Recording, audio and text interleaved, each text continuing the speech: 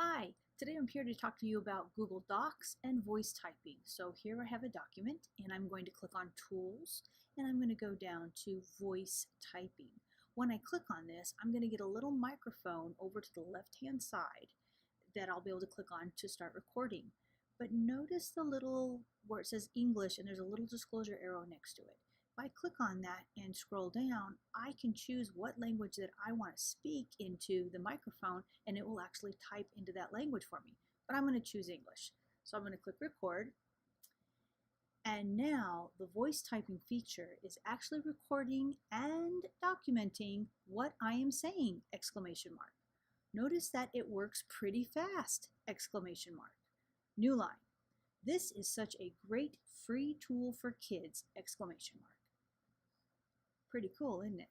Imagine what this can do for our students. Thank you for watching.